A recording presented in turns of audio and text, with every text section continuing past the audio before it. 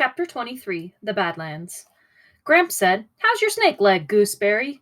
He was worried about Gram, but less about her leg than her raspy breathing. "We'll stop in the Badlands, okay?" Gram merely nodded.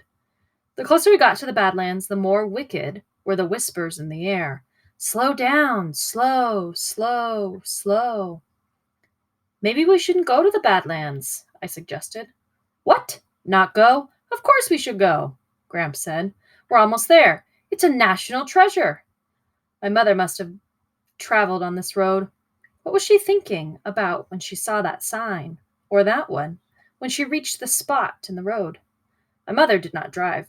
She was terrified of cars. "I don't like all the speed," she said. "I like to be in control of where I'm going and how fast I'm going." When she said she was going all the way to Lewiston, Idaho on a bus, my father and I were astonished. I could not imagine why she had chosen Idaho. I thought perhaps she had opened an atlas and pointed a finger at an old spot, but later I learned that she had a cousin in Lewiston, Idaho. "I haven't seen her for 15 years, my mother said, "and that's good, because she'd tell me what I'm really like." "I could tell you that, sugar," my father said. "No, I mean before I was a wife and a mother. I mean underneath, where I am Chanhassen." After driving for so long through the flat South Dakota prairie, it was a shock to come upon the Badlands. It was as if someone had ironed out all the rest of South Dakota and smushed all the hills and valleys and rocks into this spot, right smack in the middle of flat plains were jagged peaks and steep gorges. Above the high blue sky and below were the pink and purple black rocks. You can stand right on the edge of the gorges and see down, down into the most treacherous ravines, lined with sharp, rough outcroppings. You'd expect to see human skeletons dangling here and there. Gram tried to say, "Huzzah, huzzah," but she could not breathe well. "Huzz, she rasped. Gramps placed a blanket on the ground so that she could sit and look.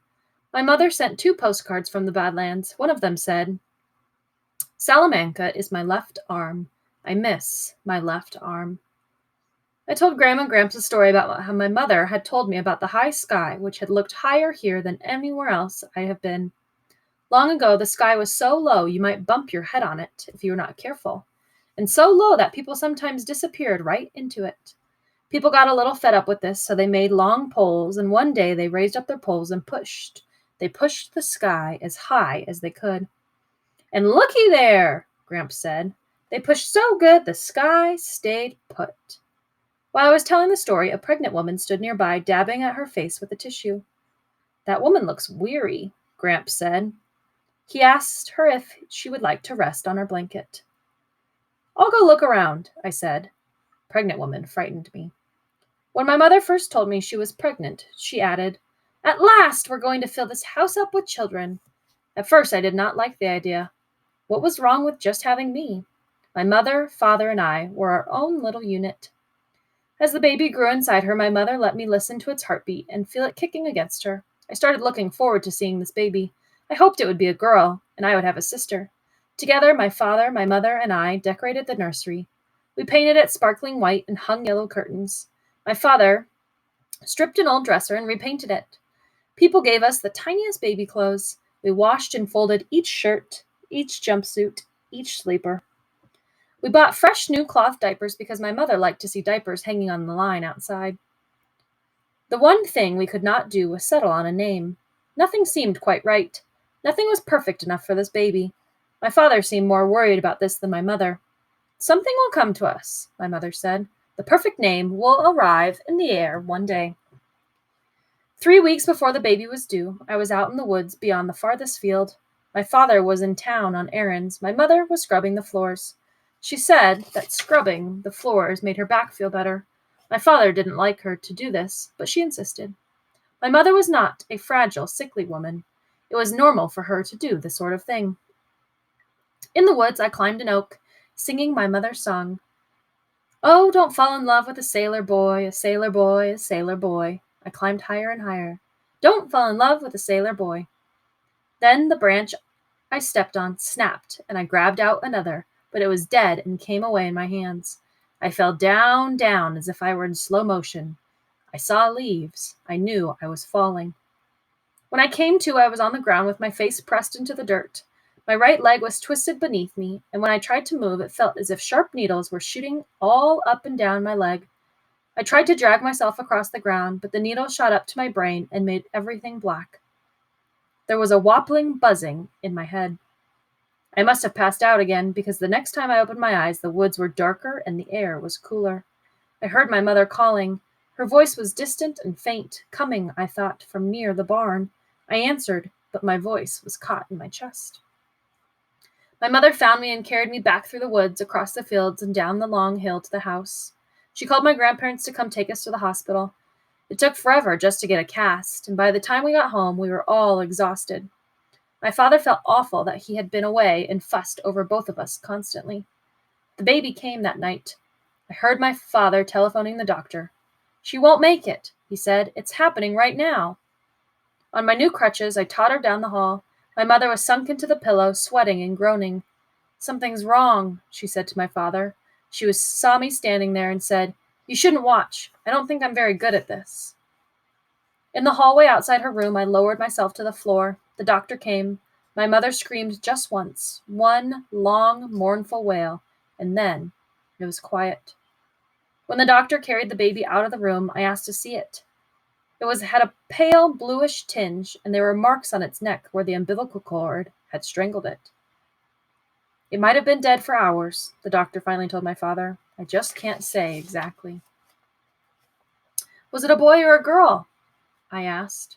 The doctor whispered his answer. "A girl." I asked if I could touch her. She was a little warm from being inside my mother.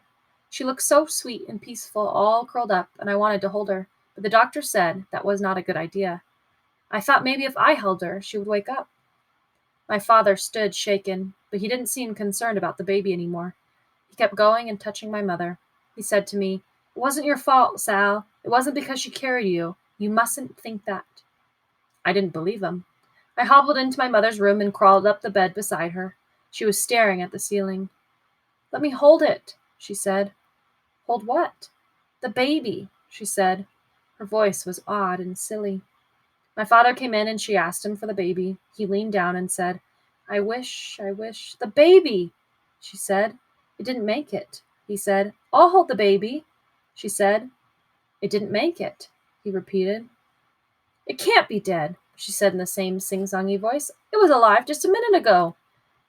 I slept beside her until I heard her calling my father. When he turned on the light, I saw the blood spread out across the bed. It had soaked the sheets and the blanket. It was soaked into the white plaster of my cast. An ambulance came and took her and my father away. Gram and Gramps came to stay with me. Gram took all the sheets and boiled them. She scrubbed the blood from my cast as best as she could, but a dark pink stain remained. My father came home from the hospital briefly the next day. "We should name the baby anyway," he said. "Do you have any suggestions?" The name came to me from the air. "Tulip," I said. My father smiled. "Your mother will like that. We'll bury the baby in the little cemetery near the aspen grove, where the tulips come up every spring." My mother had 2 operations in the next 2 days. She wouldn't stop bleeding. Later, my mother said, "They took out all my equipment. She could have no more babies." I sat on the edge of the gorge in the Badlands, looking back at Gram and Gramps and the pregnant woman on the blanket. I pretended that it was my mother sitting there, and she would still have the baby, and everything would be the way it was supposed to. And then I tried to imagine my mother sitting here on her trip out to Lewiston, Idaho. Did all the people on the bus get out and walk around with her, or did she sit by herself, like I was doing? Did she sit here in this spot, and did she see that pink spire? Was she thinking about me? I picked up a flat stone and sailed it across the gorge, where it hit the far wall and plummeted down, down, careening off the jagged outcroppings. My mother once told me that Blackfoot's story of Nappy, the old man who created men and women. To decide if these new people should live forever or die, Nappy selected a stone. "If the stone floats," he said, "you will live forever. If it sinks, you will die." Nappy dropped the stone in the water. It sank. People die. "Why did Nappy use a stone?" I asked. "Why not a leaf?" My mother shrugged.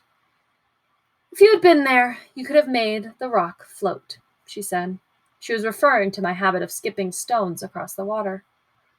I picked up another rock and sailed it across the gorge, and this one too hit the opposite wall and fell down and down and down. It was not a river. It was a hole. What did I expect?